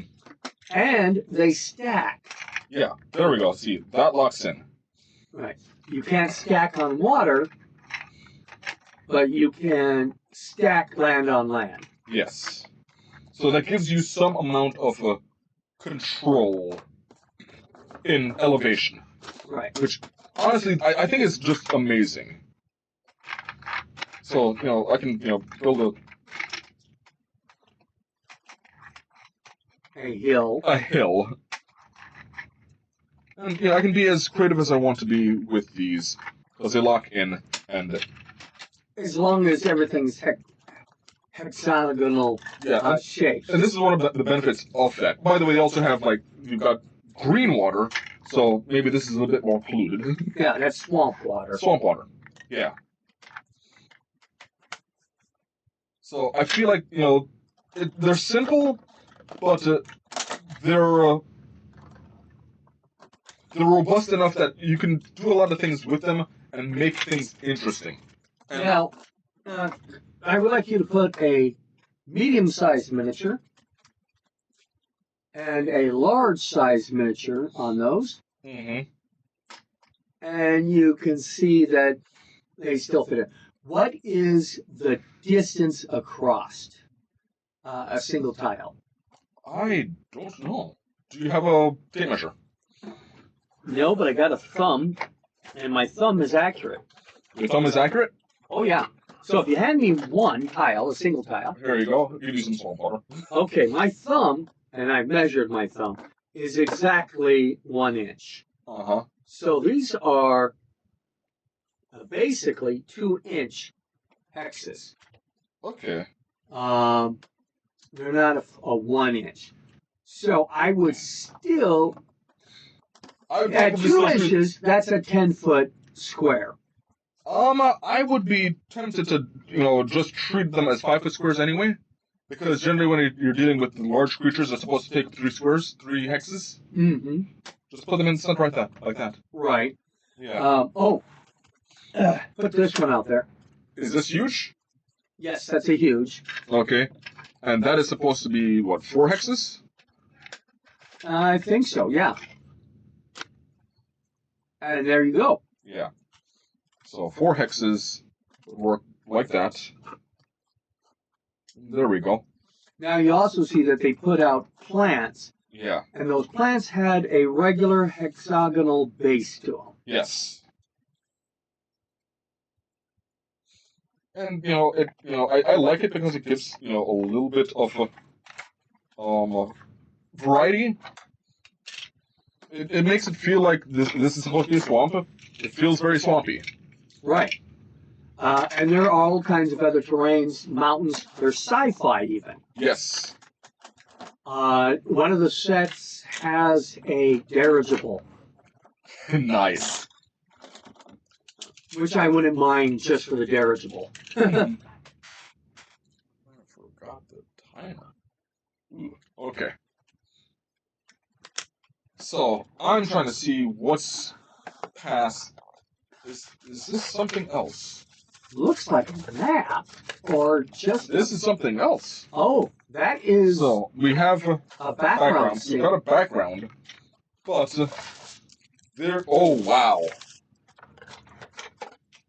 Big piece of terrain. Big pieces.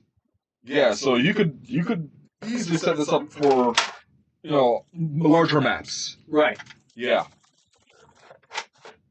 Yeah. Now, for what you need this for, you needed it. How many pieces? Well, actually, what I need is 1, 2, 3, 4, 5, 6, 7 land pieces. 7 land pieces. And they need to be the single square pieces. Single square pieces. Okay. Oh, let me hand these back to you. Yeah.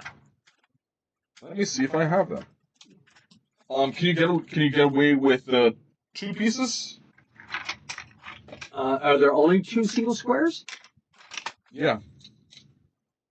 Well, could you, for example... No. No? No. I need single solitary squares, which tells me to go ahead and use the green water. Yeah, let's use the green water. Okay. Because that can be a solid surface. Yeah. So you need 7? Yes. That's 3, 6, and 7. Okay. There you go. So let me put my camera down so you can watch me build this. Yeah. All right.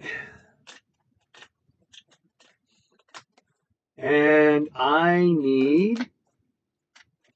How much water? Well, I'm thinking I need... those ones that have 3 pieces? Yeah. Let's start with those. Let's go... a few of them, and then we will see how much else I need. Mm-hmm. Now, these land pieces would normally be taller, but so there you have your lip. But we're going to go without the lip. Yeah. Because we don't have a way to do that. There we go.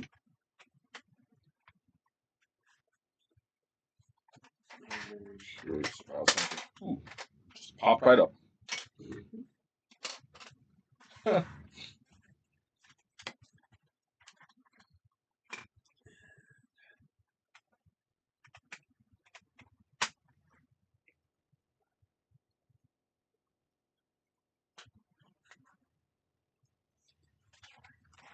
Another 3 piece. Yep.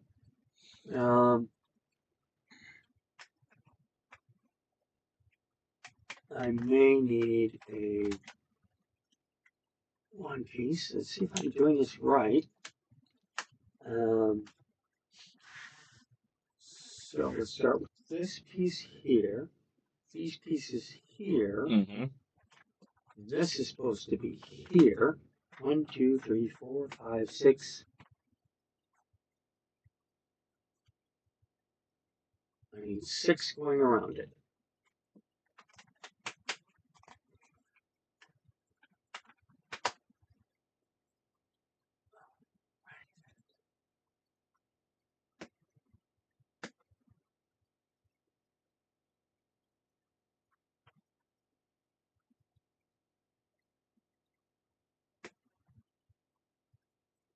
One, 2, 3, 4, 5, 6. Uh-huh. And it's supposed to be 10 feet across from each one. It just doesn't look like the proper hexagonal shape. And, let's try some of the single ones. See if that changes my overall perspective.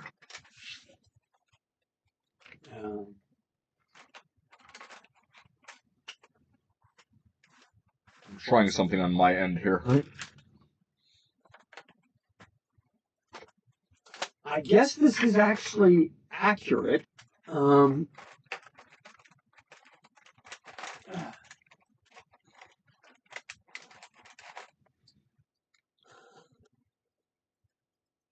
Supposed to be 6 squares. Mm-hmm. And here, I'm going to show the camera what it's supposed to look like. And it does not look as perfectly symmetrical as I thought it would. Okay, I see what's going on here. Okay, because I've done my fair share of map making, and I'm gonna show you a trick here. I think I figured out one of the problems. No, that makes it too big. Yeah. So, in the center we have, if you take a look, Mm-hmm.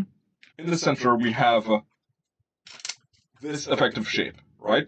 Yes. Okay, and then from each spoke, 1, 2, 3, 4, 5, 6, 1 hex past is where the other one is.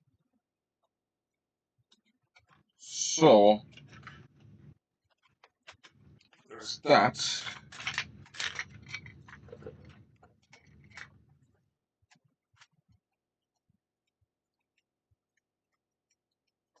But we can only have a single hex on all the other sides. Yeah. So I am trying to. Here, it would go here. Oh, okay. Yeah. And then you put a blue one over the top of the. Mm. Okay. Okay. Blue here. Okay. I want people to see this being built, so let me Yeah. figure out where to put the camera. There we go. Okay. So, based off of what I'm seeing here, we have one flat edge, land. One flat edge, land here. Okay.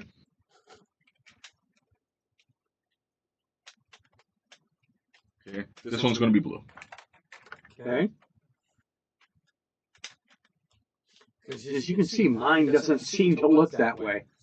Yeah. Even though I was using these for this. Uh-huh. So, here we have flat edge here, flat edge, so it's turning into a star. Yeah. The next one is going to be here. Okay. So, actually, let's not even worry about the lower piece. Okay. I've had so much work with it. Well, wait a minute. If we're going to do that, actually, go ahead and leave that one there, the fancier one in the middle. Yeah. Because I think it'll just for aesthetic purposes. See, I was actually doing it for a non-aesthetic purpose. It reminds me where the center is. Yeah. because that is it's radial. Right, which is what I was trying to do earlier, but my radial wasn't churning out radial. Yeah. So 1, 2, 3. 1, 2, 3. 1, 2, 3. And fill The gaps. the gaps. It's weird how. Let me try something here. So this should have worked. Oh, let's see. Just with one extra. You need 3 of them, and only 3 of them. Mm, Okay. So if we we can leave the squares just the way they are. Yeah. So pass me that one. Okay.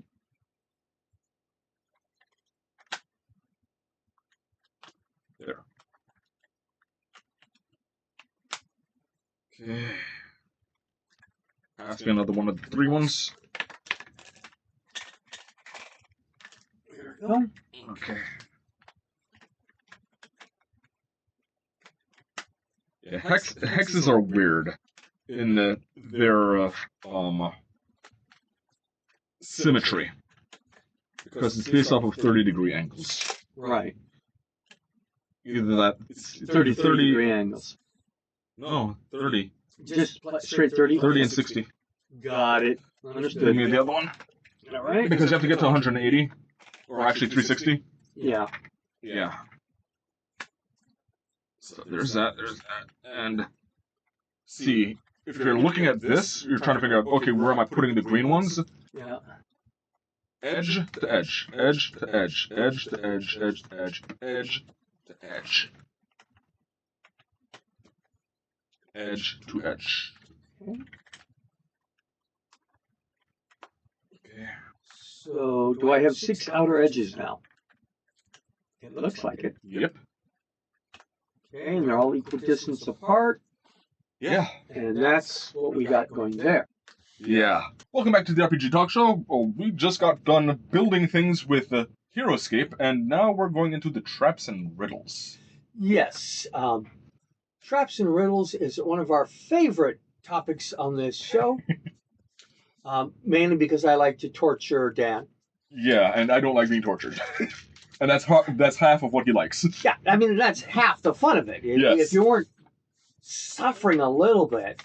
Anyways, Challenge and Champions 4 by Jonathan M. Richards, artwork by Andrew Hu and Arnold Zhang, cartography by Rob Lazzaretti. This is Dungeon Magazine, March 2004, issue number 108, volume 18, number 3. We are doing the 6th challenge out of 10. Yeah. And as you probably noticed, if you've been watching the previous ones, each title of the ones starts with the number spelled out. All right. So each Challenge of Champions is a series of 10 scenarios designed to test the leadership, adaptability, and cohesion of the adventuring group. The scenarios are equally difficult for everyone, regardless of level. The rules are as follows. Team members must wear only regular clothing. Any weapons, armor, gear, or magic items needed for the scenario will be provided. Spellcasters can have no spells memorized or prepared.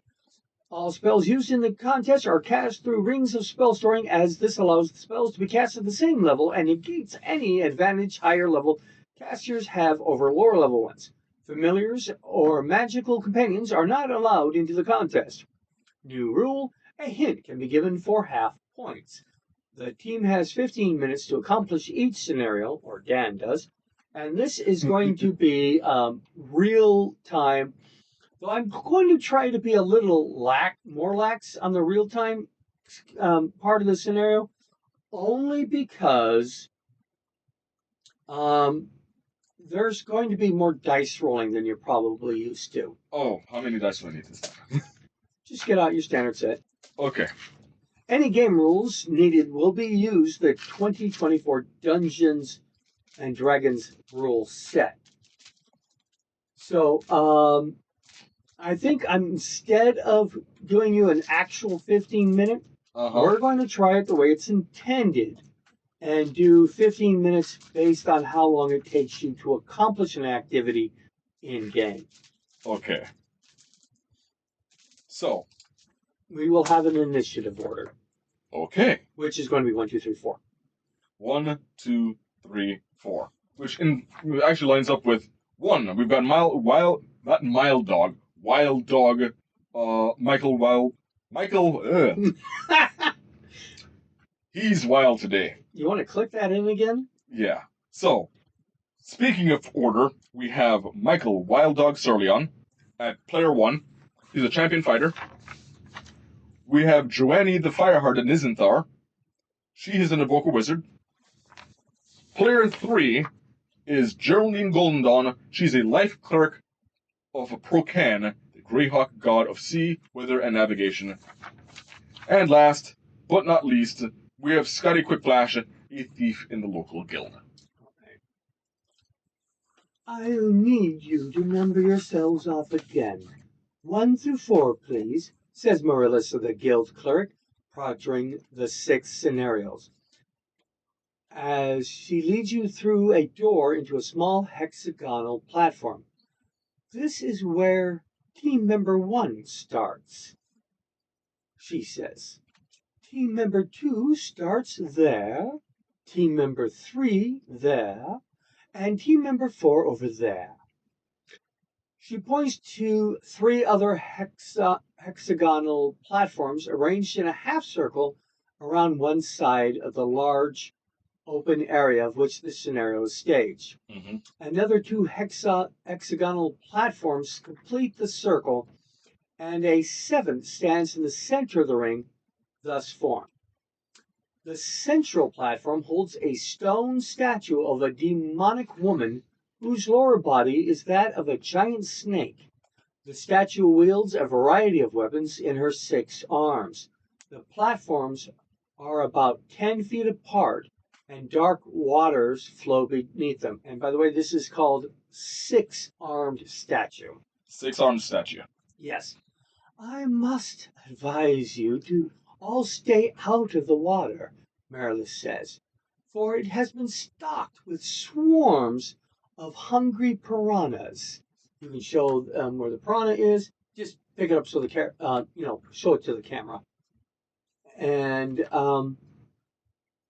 chomp. That no longer needs to be on the map. But I like it being on the map. Okay. Just a reminder. Now these hungry piranhas can strip the flesh from your bones in moments. Should you come under attack by the piranhas, I will intercede, but naturally, I will then have to declare you dead for the rest of the scenario. You each have 1 piece of starting equipment located in the trap door on the floor of your platform. You get to see what you will start with once we actually begin the scenario. Mm-hmm. Your goal is to make it from your individual platforms to the exit at the far side between the 2 empty platforms. So here. Mm-hmm. Mm-hmm. Please note, the metal disc with the 6 engraved on it is on the wall next to the exit. To make things a little more difficult, we've added a few complications to the scenario. The demon statue on the central platform animates and attacks if anyone or anything touches the floor of the platform on which she stands. I'll add that she's as dangerous as she looks. She might be made of stone, but those weapons of hers are bad news. A flaming longsword, a javelin of lightning, an adamantine dagger and battle axe, a dagger of venom, and a trident of fish command. As a special condition of this scenario, Once she is activated, anyone who takes a single blow from any of her weapons is dead. No exceptions. Finally, one of your two empty platforms flanking the exit is safe, and the other is trapped. Anyone or anything touching it is also animates the statue. Now then, if there are no questions, let's get you three over to your starting platforms, and then we can get the scenario underway. As you see, they're already set up. Yeah. I do have a question. Verify that one of these two are trapped? Yes. Okay. And, your name is Meredith? Yes. Like a Merilith? Um, I suppose so. Uh-huh. Okay. I mean, the statue is a Merilith, but my name is Marilissa. Marilissa. Merilissa. And we had a trident of fish command, a javelin of lightning, a flame tongue sword, A flaming longsword, flaming longsword. javelin of lightning, an adamantium dagger, an adamantium battle axe, a dagger of venom, and a trident of fish command. Okay.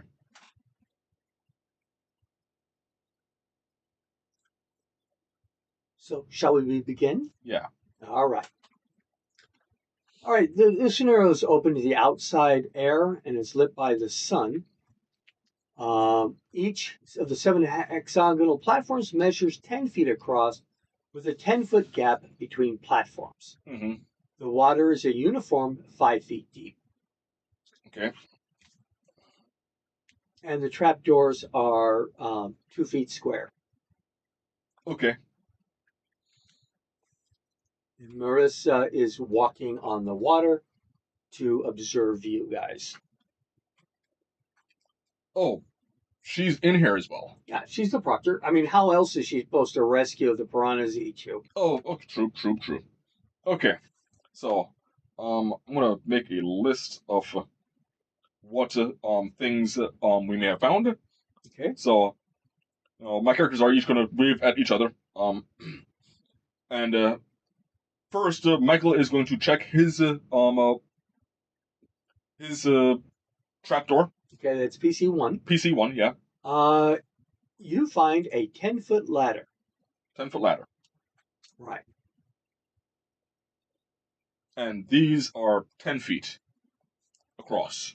Yes. Okay. So it's 10 foot from one platform to the next. Okay. PC2, which is Joannie, the Firehearted. She's going to check what she has. She has a 10-foot board. A 10-foot board. Yep. Okay. And 3 has a 10-foot rope. And 4 has a 10-foot chain. Okay. And any living thing that touches that is Anything that touches the platform on which she stands will be attacked. anything. Okay. Yes. Okay. So, let's see here. And one of those two are trapped. Correct. Okay. I'm not seeing any anything that is indicating some type of clue as to how to determine which one is trapped. So I've got some social engineering first. Okay. First, Michael and Geraldine are. I want to check something. That 10-foot board. Mm-hmm. Can it slot into the ladder?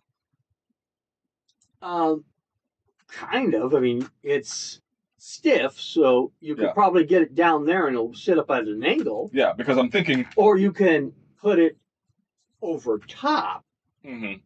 So what I'm thinking is let's say you've got the ladder, right? Mm-hmm. And between each rung, we're going to slide the 10-foot board in it and kind of make a ladder, make a bridge.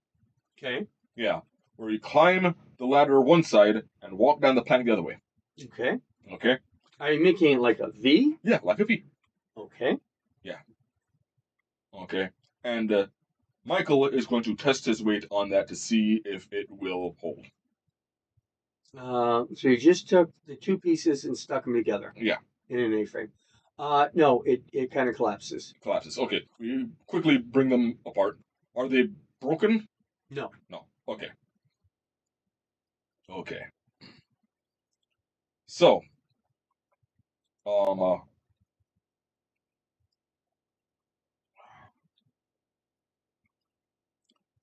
I know what next. Are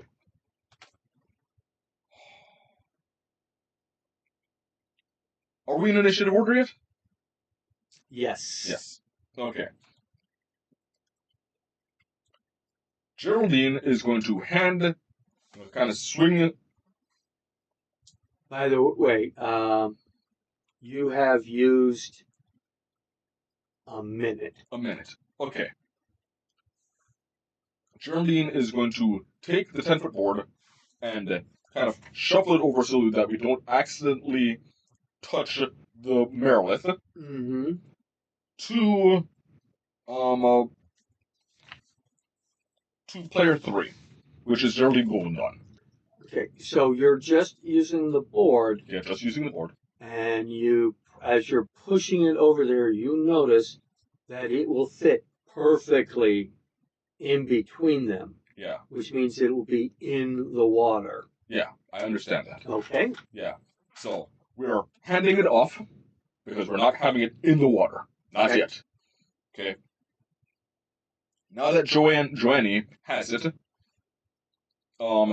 they are going to do the same thing and bring it over to Scotty Quickflash. Okay.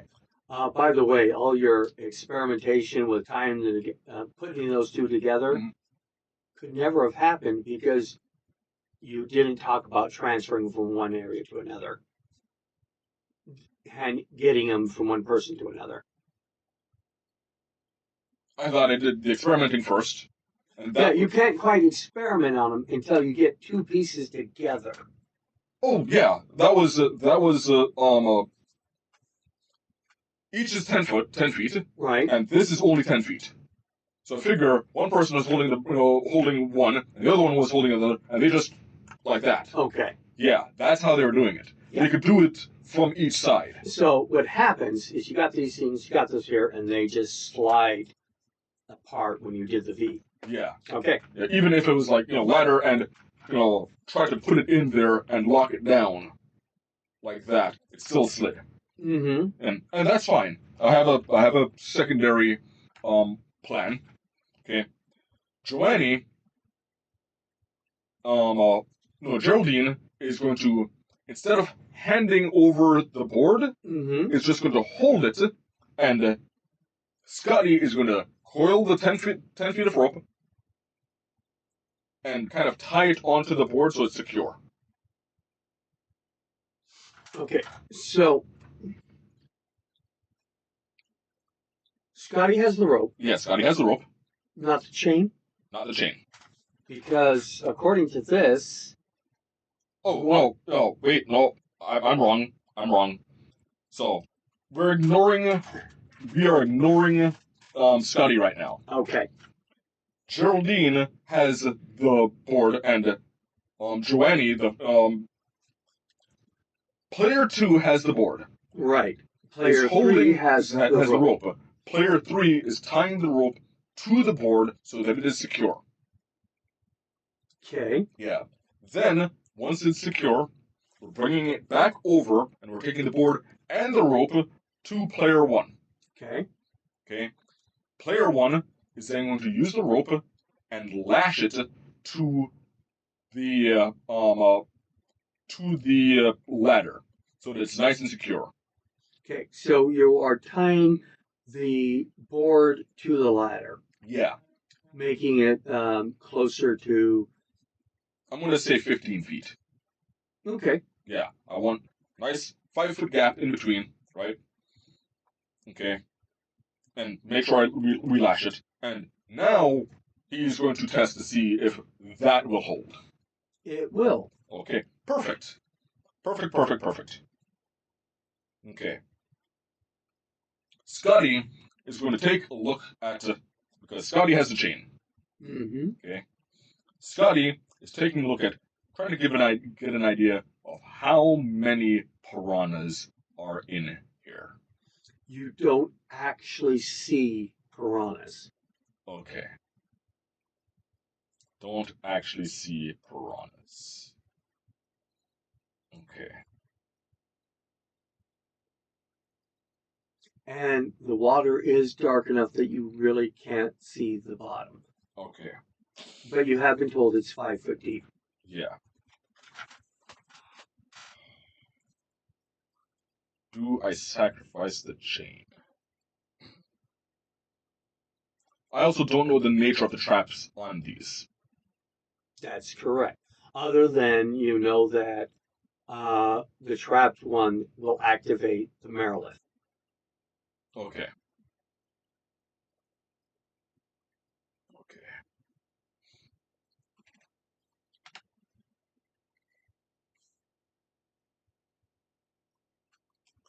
I have a risky idea. Okay. Mm-hmm. But I think it's going to be entertaining.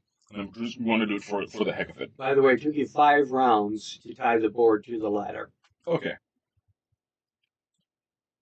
Scotty is going to, what's the best way to do this? And I'm supposed to make you roll a survival check to see if you get the knots on there tight enough and in the right area. Do you want me to roll those? Yeah, go ahead and roll that. Okay. That was Michael doing the survival checks. Okay. Unfortunately, he has a +0.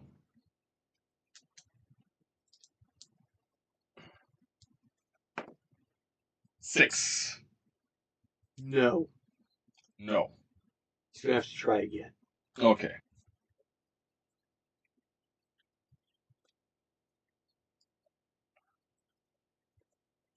Geraldine Golden Dawn is giving him a hard time because she grew up around sailors. Okay. She is trying to verbally assist him. Your rabbit goes under the hole and through the loop. Okay, so she's verbally trying to explain how this works. Yeah. Okay. I will count that as helping, even though usually you have to be closer than that. Go ahead. 6! Oh, man!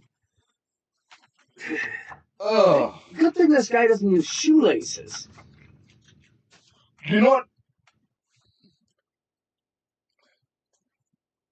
He's going to push the board, the ladder onto the board, and Joannie is going to take the board and the rope and just take it over to Geraldine, and she's going to do it. Okay.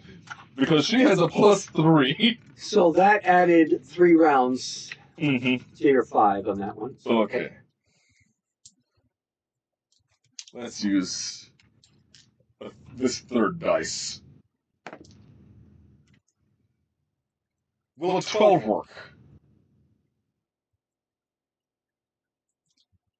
No. How did you even tie this knot?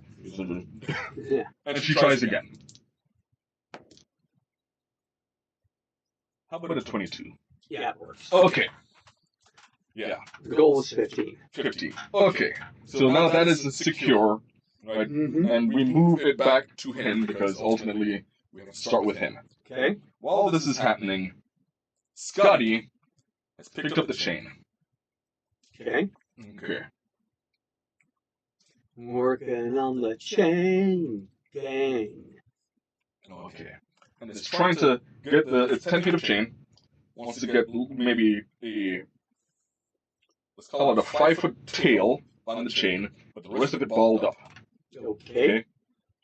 He's making a chain mace. No. Because with this contraption that I have, I figure I can make it to any one of these side ones without the use of the chain. I want to make this a little bit safer for myself. Okay. Okay. Scotty is going to take this wad of chain and throw it at the Merilith so that 5 feet of chain drops into the water. Okay. And the other 5 is on the platform with the Merilith. Okay.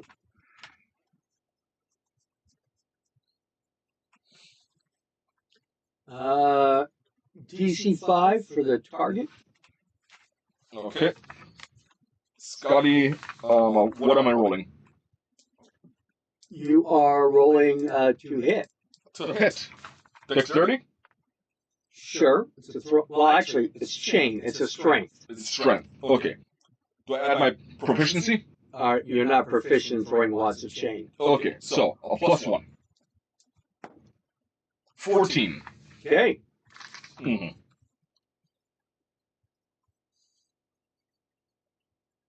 This is what I'm hoping will happen.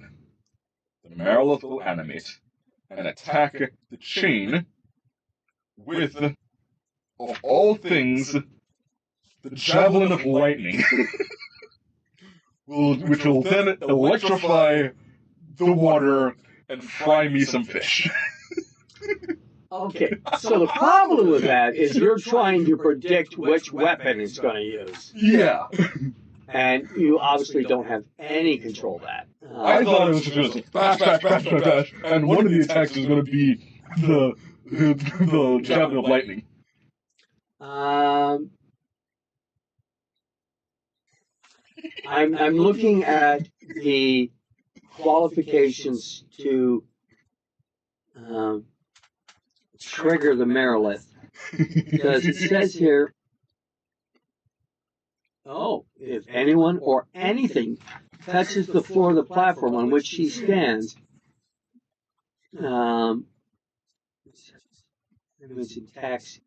attacks. So it does not say it would attack the chain. Said anyone or anything. Right.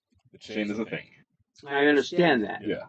But it says the demon statue on the central platform animates and attacks if anyone or anything touches the floor of the platform on which she stands. If the statue is activated, it attacks the nearest player character. As part of the conditions of the scenario, anybody stuck by it is immediately declared dead. So he got to the edge, I would assume, or is anybody else? You tell me who's standing the closest. I would say it would have been Scotty. Alrighty then. And any PCs declare death, and the statue moves on to its next victim. And does not attack more than once, even in self-defense. So,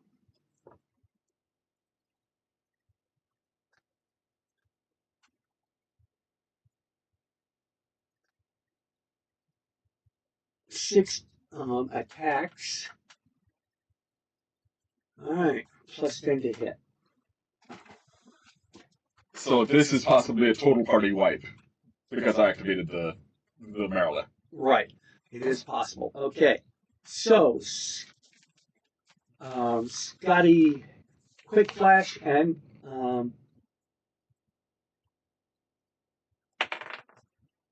let's just do 4, 3, 2, 1 in that order. Does Scotty have a 12 or less?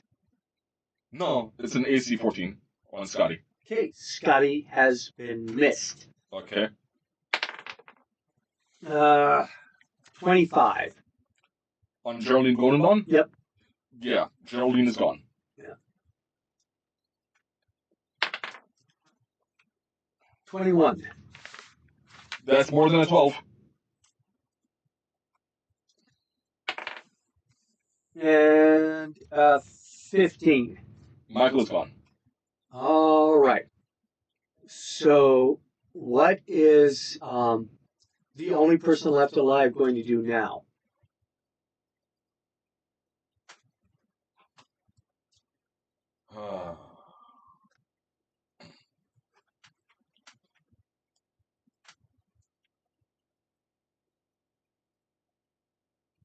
Well, the thing was over here. Scotty's over there. And the chain is over there. Mm-hmm. Well, the chain is on the statue and in the water. Mm-hmm. Nothing attached to the chain. Nothing attacked. I was hoping it would attack the chain and fry the fish. Yeah, that was a hope. That was a thought. Uh-huh. Oh. There is no way that I'm going to be able to make it. Can you jump 10 feet? Scotty will attempt to back up and try to. These platforms are how long? Each platform is 10 from one edge to another, straight across. Okay. And the water is 10 feet across. Okay. So, running that long jump to try and make it to this one and watch it be trapped. Well, which one is he jumping to? The only one that he can make it to. Oh, okay. Because, well, or no. Running long jump to this one. From 4 to 3. Okay, 4 to 3. And let's see here. What's the DC on that? I'm looking that up right now. You're doing a long jump. Yes. All right. Take a long jump. When you make a standing long jump, you can leave only half the distance, but a running long jump is up to your strength score if you move at least 10 feet immediately before the jump. So, what is your strength score? 12. Okay. You can, there's actually no roll unless you land in difficult terrain, which you are not going to. Okay. Jumping here. Okay. Running long jump here. Okay. Okay. The barrier is already here. The contraption. The bridge? Yeah. Okay. So, going to just climb over. Okay. Okay. Going to take it. Make sure that we don't touch that Marilith again. Okay. And place it here. Okay. Okay. And kind of pat to see if it's trapped. Okay. 1 second. I will give you your answer in a moment.